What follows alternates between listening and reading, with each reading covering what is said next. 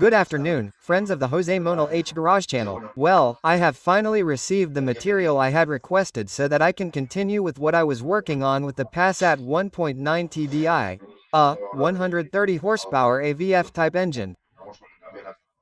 We were changing the timing belt and I decided to do the timing belt change because I wanted to solve the issue of the squeaking noise I had when I turned the steering wheel, and therefore I had decided to change the water pump. So, the water pump videos are still pending to be published because I first got busy with changing the timing belt, and then I will continue to publish the water pump videos. The thing is that while I have been waiting for the new timing kit, because if you remember in the video, in the first part, this is the second part of the video on how to change the timing belt for beginners, okay, of the 1.9 TDI or longitudinal engines.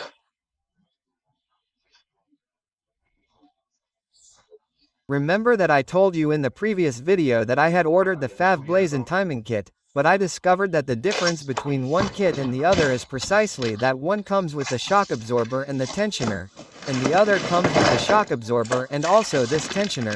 The tensioner roller is different.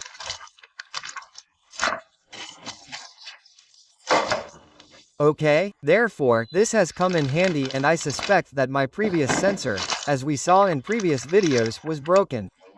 In any case, when changing the kit, it is replaced with this new one, and that way there are no further problems. Well, here we have the timing kit. This one cost me 140 euros. The other one had cost me 95 euros, but it did not have this tensioner. If you buy it separately, it is much more expensive, okay? I looked everywhere and the cheapest place I found it, looking at the references and such, was through Amazon. It took them 2 days to bring it to me, but here it is. Okay, so here is the kit. But of course, then reading, as I have been reading quite a bit, I have seen in several videos that perhaps my sound is not from the power steering pump, and I have anticipated that issue. I thought it was from the pump because in the video that I am going to show you, you will see how it shook a lot and such. The thing is that you will also see in this video, of course, the pump change. Here, as you can see, it has been changed. I have not detected anything strange in the previous pump, and so I have read that you have to do a test while the car is running by pouring water on the service belt, the V-ribbed belt. If pouring water on it stops the sound, I have to say that in the video because I do not remember very well. The most likely fault is here in the pulley here. I turn the pulley like this and with my hand I do not notice anything, okay? But the problem is with the alternator spool, that it is somewhat seized or whatever. And if the noise doesn't go away, it's most likely the shock absorber that we removed here, okay? So, I bought both. I bought both the pulley and the shock absorber. The thing is that in this case, since I'm very curious to know what it is, and we'll see in that video, I'm going to first assemble it without changing anything to see if the noise goes away. If the noise doesn't go away, I'm going to change the shock absorber, which is the easiest thing to do. Since the noise goes away, the problem is already isolated. If the noise doesn't go away, then I'll change the pulley. Now, honestly, I think it's the pulley, okay? But anyway, having said that, here we have the pulley.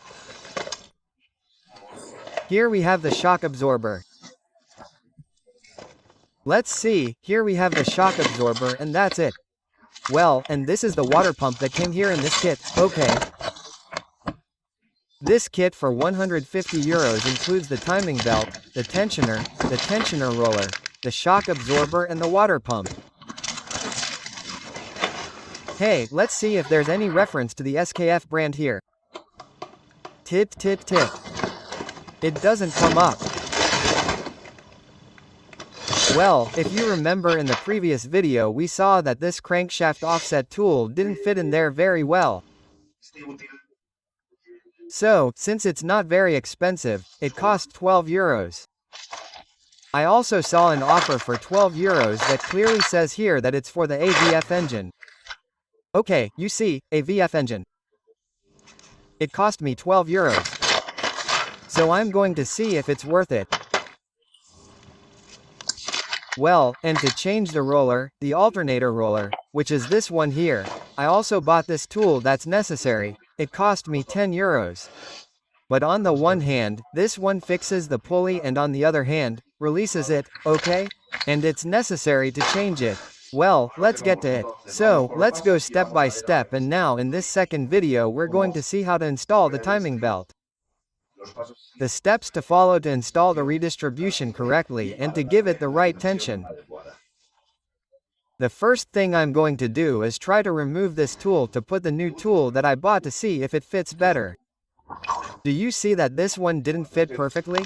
This tool didn't fit perfectly either, exactly the same, but anyway, it's perfectly timed, the signal with the signal that we had talked about and without any major problems.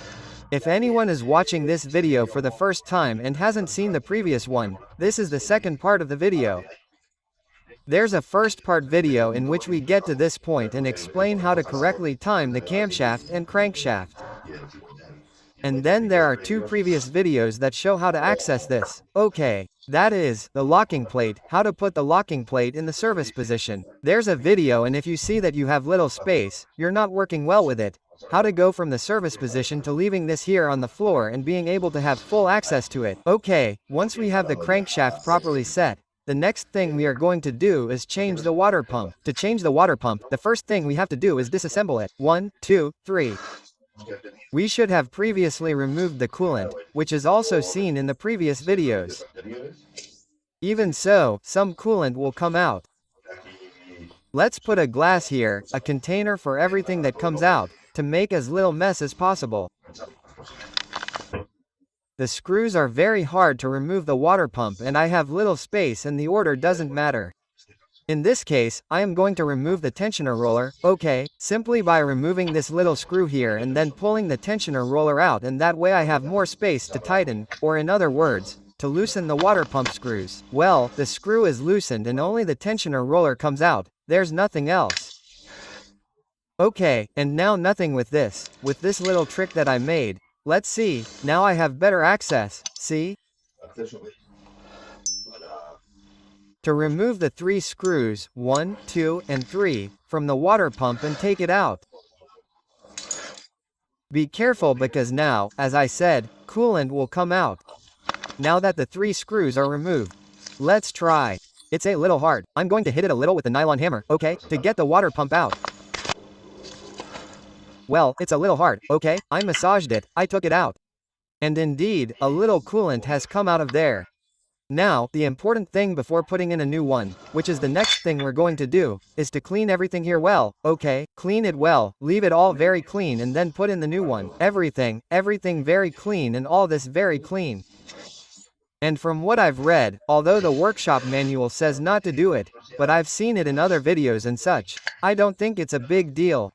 What I'm going to do is put a little bit of paste here, special gasket paste to prevent the coolant from leaking if for any reason there's something that's not installed correctly, and it's not a big deal. So in this case I'm going to skip the workshop manual, I'm going to listen to other videos I've seen and I'm going to put it. Look, and over there you can see, in case you're curious, the thermostat, do you see? There's the thermostat. Come on, let's clean it. We've left everything really clean. Now what we have to do is install the new pump, the new pump, and the only thing we have to be careful of is, as it says, the detail of wetting the O-ring, that is, this one here, the new O-ring. You have to wet it before putting it in the coolant. The 3 screws, the tightening torque is 15 Newton meters, and I'm going to put the gasket around it, This silicone, the red high temperature gasket paste up to 300 C, also special for red water. This one here is the one I'm going to put, The reference of the water pump that it had is this one here, look. 038121019D. Come on, well, let's put the new gasket, this O-ring, we'll put a little bit of coolant on it and place it here, Here in its place. There we're going to place it, and now we're going to put the paste on. We've finished putting the O-ring in its place and tightening it. There. Come on, let's put the gasket on. Well, I've already put the high temperature gasket paste on it. And now we're going to put this in its place, the water pump. Let's go over there, we'll face it. There it is facing each other. There we have the screws, and now we're going to push it in. Okay, so once we've put the water pump on and screwed it in, we've tightened the 3 screws to 15 N of torque, okay. Now we're going to put the tensioner pulley roller. Let's put the roller on and move on to the next step. Okay, I don't think I mentioned it in either the previous video or this one because I thought it was obvious, but just in case I'll tell you. This work of changing the timing belt and all this has to be done with a cold engine, okay? Always with a cold engine because otherwise the tensioning of the timing belt can distort the proper adjustments. So this operation has to be done with a cold engine, I insist. Look in the kit, this new stud comes with it, okay? The stud that holds the tensioner roller also comes with it to change it. Of course, it's a material that fatigues over time. If this breaks, the tensioner breaks too and we're still out of touch as if the timing belt had broken, then it has to be changed. So, to remove it, what I recommend is doing what I did, which is using the old screw, the old nut, and the new one to create a nut-to-nut system. Once we have tightened it in one direction and the other, you see, we can loosen it without any major problems. Do you see how it can be loosened? The stud bolt comes out without any major problems. And then to put it back in, we do the same thing. We do a nut-to-nut system with 2 nuts. And that way we can put it back in. Okay, well, come on, I'll finish removing it because this is very boring to watch. And I'll put the new one in. Okay, well, that's it, I'll finish with my hand. This is the old one, look, and this is the new stud bolt. You need 2 13mm wrenches to create this locking nut system. I'm going to do the same thing. I'll remove the ones here and put them here. This thick, short part is the one that's screwed in, and this is the part that protrudes for the tensioner roller. We've put the new one in, now let's put the tensioner roller in. This is the front part. This one here is the back part. Come on, let's put it through the little hole. And now what we have to put in is the shock absorber. Okay, the tensioner came here.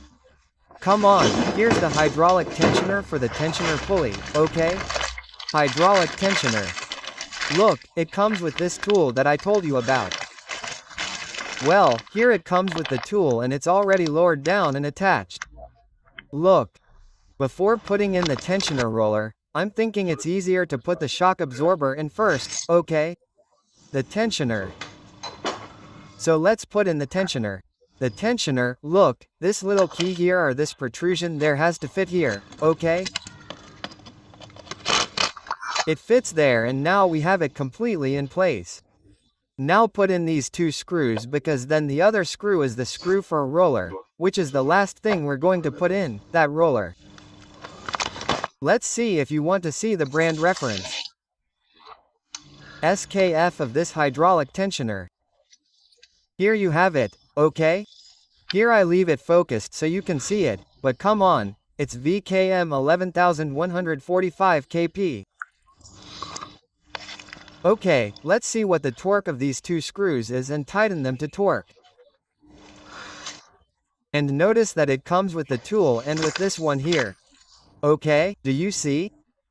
As you saw in the other video, this tool goes in here to leave this hydraulic pusher just below, okay? Then we'll have to take that out at the right time and go up to the top and it will do its tensioning function. Well, we've already tightened those 2 screws to 15N, so now we're going to put this pulley in. Remember that this is what pushes the rod. This hydraulic pulley has to go up here, okay? Don't put it like that because we'll mess it up, it has to be on top. That's it. Come on, it's in place, it's in and you see that it's on top. Here it is from above, okay. Okay. Now let's put the little screw in here without tightening it, just put it in. Here we put the screw. Without tightening it. Come on, and let's see the next step. Okay, now what we have to do is loosen these 3 screws. I've already loosened them, okay? So that this can be turned. Wait, this one isn't completely loosened. It's already loosened. Okay, we have to loosen this so that this can be turned, and we have to turn it clockwise until it stops. Okay? Look, this is counterclockwise and this one is clockwise until it stops. See? The screws have to be all the way in here and the hole here. Okay, this next step. Come on, let's do the other one. The next ones, this one is in the center here. We have to turn it until it stops here on the far left, okay? It's done with this little key here.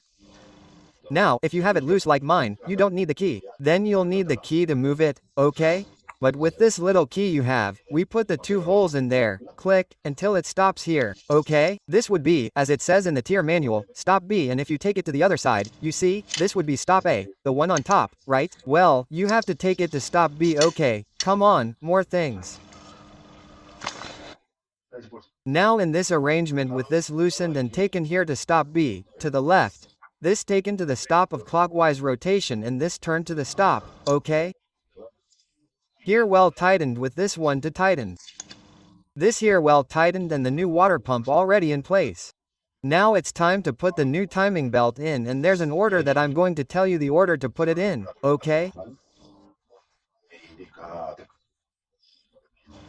According to the workshop manual, this is our new TV 0142*30. Okay, the order. I like this to be facing us, that is, wait until I get up. Since this has never been used, in principle it would not have a direction of rotation. When it is used once, it has to be disassembled and reassembled. Yes, the direction of rotation must be respected, but in principle it would not be necessary. But anyway, let's give it some more details, okay? We put it like this facing us, and first we have to put it here on the camshaft roller. Then we pass it through the tensioner roller. Then through the crankshaft roller, and finally through the water pump roller, and we have removed this roller here, okay? This is the last one we are going to put on. So, come on, first I pass it through here. It's because I need both hands, that's why not. Then I pass it through here, I pass it through here, and finally through the water pump. As you can see, it is already installed without any major difficulty, right? It didn't take any work, okay? As long as you removed the roller from here. It's already placed here with the water pump. Okay, very easy. Let's see the next step. So far, no problem. Nothing, no further ado, we take the roller, if we remember, the roller, the nut, and put it in. Okay. Okay, and we put it here. There, and now we screw it in. Now what I'm going to find out is the tightening torque of this screw. Okay, come on, I'm going to take the wrench and tighten it with the corresponding torque. We have tightened the nut of the, let's go, the screw of this roller to 20 N. Okay, let's move on to the next step that we're almost done. Now let's get to the most important thing and the one that requires the most precision, which is to give the timing belt the right tension, okay. Which was the second most important part, to give the right tension and then check that everything is correct. The time has come, really. Look, we need to get a 4mm drill bit, okay? These 4mm are very important. So, and remember that we have this here. So, what we have to do now in this position is insert the tool that we have with these two little holes. I had the other one shown in yellow, or this one here. It works just as well. And we have to turn this tensioner counterclockwise. You see that what this does is move to the right, okay? Look, it moves to the right, and we have to turn it to the point where we can easily remove this from here without any problems. Once we can remove this from here, we have to return it a little so that this distance of the 4mm drill bit, the 4mm is respected, okay? This dimension here, this distance, the distance where this pusher is here has to be 4mm minus 1. It is very important to do it this way, and we also have to know, because we have to check it later, that when we tighten this, this dimension will tend to decrease, but it cannot decrease beyond 4mm because at operating temperature this dimension can decrease by up to 1mm only. So if we do not respect those 4 and we have, for example, 3, it would crash and it would not work, okay? That is why it is so important to respect that. So we turn until we can remove this little thing. And once we remove it, we move it a little clockwise until this here is at 4. When this is here at 4, we tighten this nut.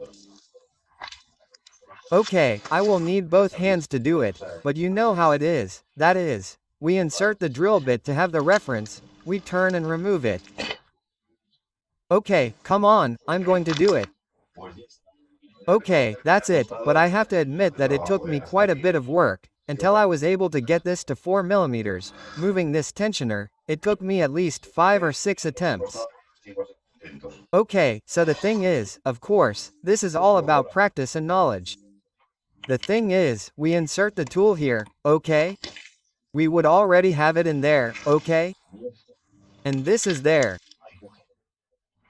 So we have to turn it this way, that is, the tip moves forward to get some clearance and get this out. Then, no, we move it 1 millimeter to the other side, 1 millimeter. And then, holding it firmly, because if not, when tightening this, it moves, holding it firmly, we tighten the screw. We have to have this 4 millimeters drill bit to be sure at all times that we are at the 4 millimeters level, but we have to leave it a little loose. Why? Because when you tighten it well, it ends up moving a little bit and ends up tightening a little bit more. A few millimeters is all about millimeters. So, you have to hold this tensioner well with the tool and tighten the screw. The screw has to be tightened in 2 phases. In the first phase, to 20 N of torque and then 45 more, okay? 4 turn, 45 more, okay? These are 45, okay? 1/4 turn, 45, sorry, these are 90, but 45 is 1/4 turn, okay? It's one more click until it's really hard, okay? I did it with the 13 wrench and you can tell because at 20 it sounds like a click. It gives you a little margin and then you tighten it until it's hard and it's that 1/4 turn. But you have to hold this at all times because if you don't hold it, it moves and then it either becomes too loose or too tight and it's a bit of a hassle. That's why I was telling you and insisting that the most complex thing, I remember now, is that I did this 2 or 3 years ago with the Audi A4 1.8 turbo and I remember that this story took me quite a bit of work. The same with the drill bit, I think I remember that the drill bit was 4 millimeters, it will be 5 millimeters, I think I remember, but anyway, that's it. You have to get it right? Because the margin that the workshop manual gives us is 3.9, or in other words, it's 4 plus minus 1, in other words, it could be between 3.9 and 4.1. I'm talking about millimeters, right? So, 4 millimeters with 1 and 3 millimeters with 9 is very little margin of error. So, my advice is not to do it as many times as necessary. I've been there 5 or 6 times until I was sure that this would end up being 4 millimeters. Okay, now I'm going to insert this 4 millimeters and it's right there at 4 millimeters, maybe it would even be at 4.1, okay? It's there a little bit, it doesn't have any trouble, but it does touch at 4 millimeters. Okay? So, I repeat, first you have to insert the key here a little bit to remove our tool, which is gripping the dowel. In fact, right now you can insert the tool and it would grip the dowel, right? Look, you see how the dowel grips there. Okay, then, let's move this a little bit here to have freedom and be able to remove the dowel. A little bit clockwise and now we move on to tightening. But we tighten it by gripping it well here. We tighten it, we insert the 4 millimeters drill bit there to have a reference. Then tighten it to 20 N and then 1/4 turn more, 45 GR. Okay, from here to here it would be 180, from here to here it would be 90, and 45 is right there a 1/4 turn. Okay, well look, this is the tension it remains with. It remains with much more tension than it was before when I disassembled it. I have just been watching the videos of when I disassembled it and if you notice the distance that I had, with what I had, that there is from here to here it was enormous. It was enormous. I mean, not 4 millimeters or 5 or 6. It was more than 10 millimeters and it was all because this was broken. So I hope that is what justifies, that it was one of the things that justified that the engine was going so badly. that the engine was going so badly and that now that is corrected, apart from the fact that it was out of time. Okay, so once we have tightened the tension or roller nut, the next thing we have to do is, well, another thing to say, every time you don't get it right, you have to put this key back in here.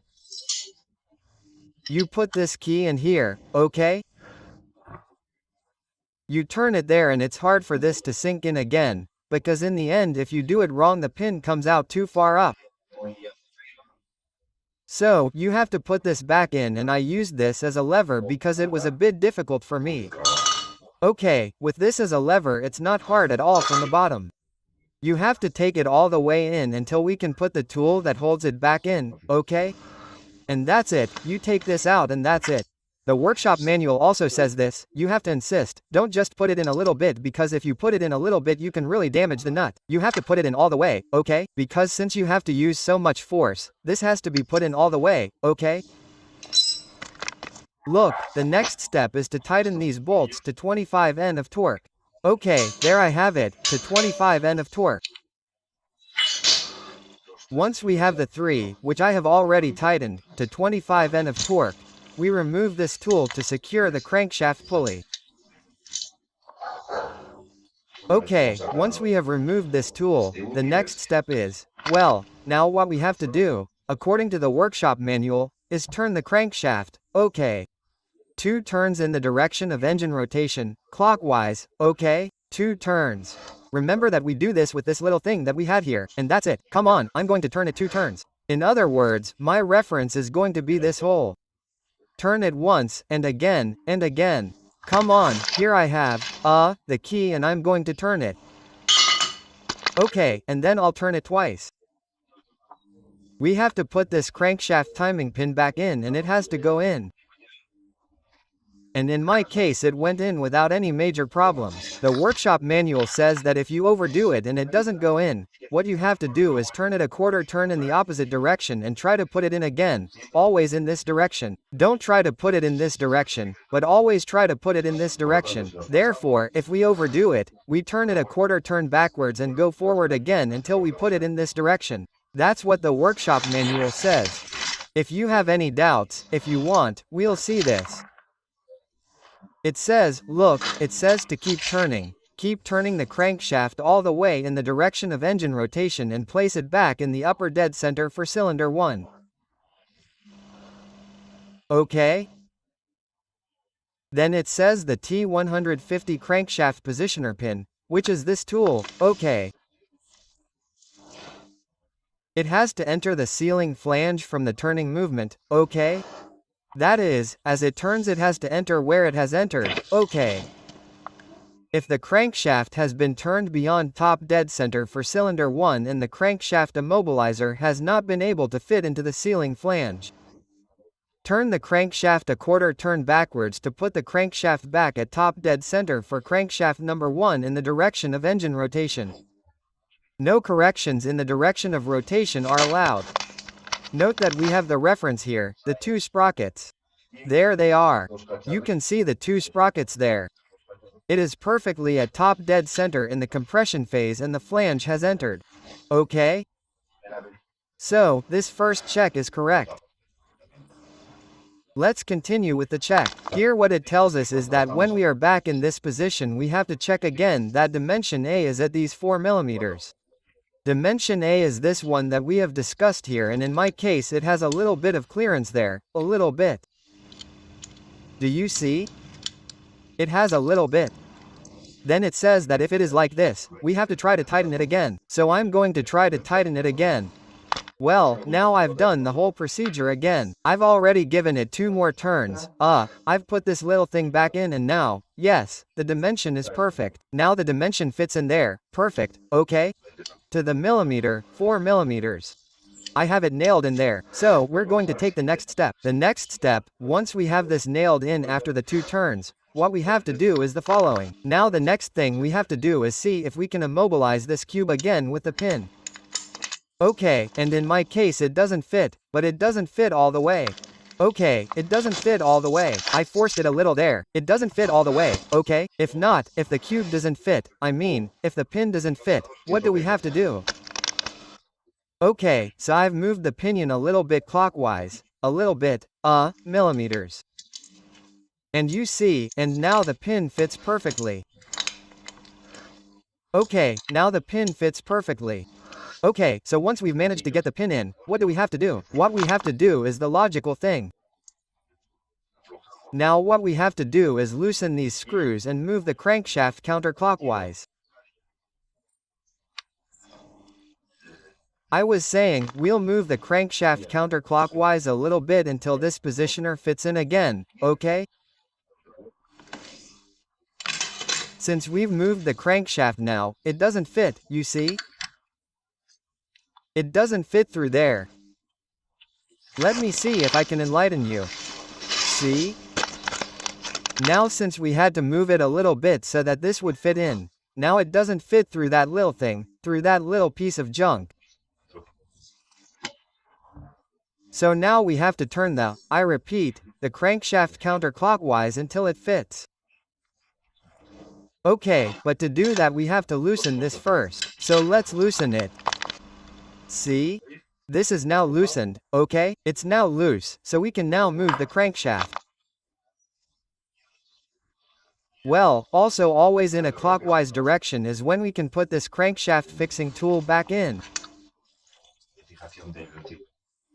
I repeat, you can't try to put it in from the left, that is, counterclockwise, that's what the workshop manual says, insists on. If we've gone too far, we turn it another quarter turn and we always have to put it in a clockwise direction. Okay? Once it's in place, we have everything in place. We tighten the 3 nuts to 25 N of torque, okay. And once these 3 nuts are torqued, we take the pin out again, okay? Remove the pin, remove the crankshaft retainer, and turn it another 2 turns and repeat the check. And this must be done as many times as necessary until after 2 turns this here respects the 4 mm measurement. Okay? So I'm going to turn it another 2 turns and check to see if this actually stays here at 2 mm. If it stays at 2 mm, it has to stay, at 2 mm, at 4 mm. Both things have to be true, that this stays at 4 mm and that we can insert the pin here. In other words, I have to make 2 turns, measure the 4 mm here and that this pin can be inserted completely. Okay, if it gives us the 4 mm and we can't insert the pin, we would have to do the operation again, not to tighten it because it would already be properly tightened, but to loosen this here and move the crankshaft again until we can insert this. Then move the crankshaft again until we can fit this and tighten these again, and we will have to check it as many times as necessary until the 2 conditions are met, the 4 mm here and that this fits. In my case, it has already been met, right? There we go. I have already turned the crankshaft twice. I have hung the retainer there. This fits without problems, you see? It fits without any problem. And here I have this 4 mm that fits. Perfect, there it is. It may even be a little loose by 1 mm, but I am not going to touch it again because if I did, this would be a bit crazy, right? So this is, you see, it's really simple, but it's a bit tedious. Of course, the most difficult thing, for me the most difficult thing, I also remember it from the Audi A4, is finding the right tension here at 4 mm. Okay, then the verification tests that everything is fine. Have you seen that in my case I had to move this a little bit again to adjust it? And nevertheless, I'm going to measure it again with the backcom. If the backcom is not within the values of this previous video that I made for you, which have to be within those values, then the values are adjusted by releasing this here and moving it a little bit in one direction or the other, advancing or delaying it, but by millimeters. Okay? Well, that's it. Okay, I'm done with the exact placement, tensioning and checking of the timing belt. And now what we have to do is the reverse order of placing all the covers and placing the service straps, etc., on the locking plate, which I will do in another video so that this one doesn't take too long and isn't so heavy. Well, I hope this has been useful to you. You can see that it is very important to do it right. It takes a little longer, but since we are talking about the BR in general and it also has to be done every 90,000 or 120,000 kilometers, I think it is worth it. Another conclusion I draw is that, indeed, if you are not a professional mechanic and you are against the clock, it is much better to take everything down because for all the checks we have done, we have had to move everything, place it and so on in that small space. I imagine that must be horrible. Either you have a lot of practice and a lot of ease or it can become horrible. Okay? And that's it. Now what's left for me, apart from putting everything together, which we'll see in the following videos, is to check it and see if you can actually see the proper timing of this, the timing belt, and that's it. And that's it. I also have to check that everything I've done to the power steering pump has helped the car stop squeaking, and if not, as I said before, I'll have to change either the alternator pulley or the shock absorber. Okay? Well, to give you an idea, look, this is the degree of tension. I don't have any experience or feel for it. But good mechanics who have a lot of experience can tell just by feel if it's properly tensioned or not. Okay, that's it. Well, I forgot to tell you that there's a technique that I don't like at all, but that many people use in a pinch because they don't have the tools to set the timing belt. I think that if you don't have the tools to set the timing, it's better to wait and buy them than to use this technique. But anyway, I'm telling you just in case. I think you know. Many of you, but since this is a video for newbies, in case you didn't know, in a very bad situation, what is usually done is on the old belt, before removing it, the pulley is marked with one part of the crankshaft, the pulley with another part of the crankshaft. At least on the crankshaft there are two references. The pulley with one part of the camshaft pulley with a second part or even with a third part, okay.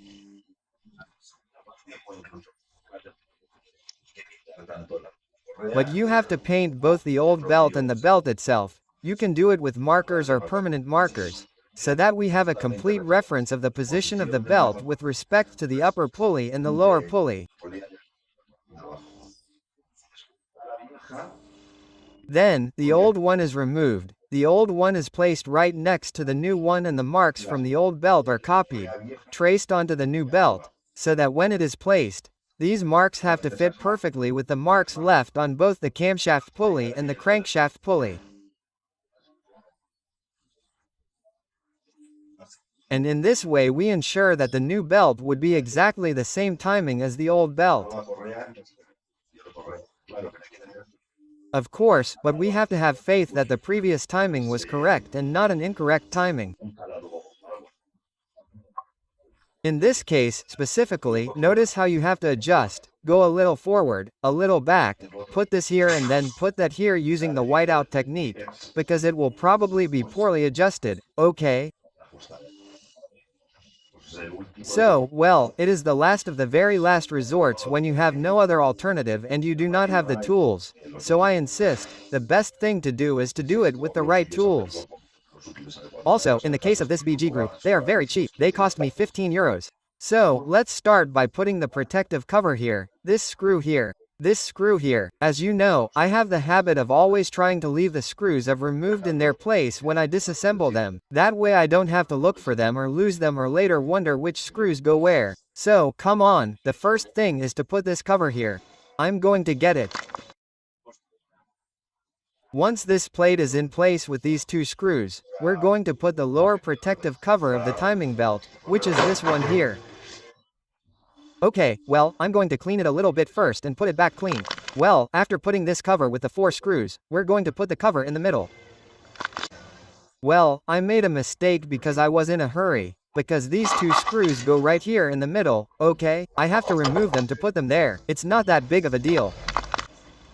Put them back in and continue tightening these 3 screws. All of them then have a tightening torque of 10, okay? All of these 10 new ones have Apolite. Now we see the top cover with these clicks here. Okay, we place it to lower the cover properly. This one here has to be inserted. This tab is inserted there, okay? And these 2 little things. Okay, now we are going to put the crankshaft pulley with these 3 screws. Let's see, what really matters is the tightening torque it has. Well, although it may seem surprising, the tightening torque of these 4 screws is 10 N and then 90 gr. 4 turn 90 gr. Okay, from here to here. They are tightened in 2 stages. It is already tight. Let's go to the next one.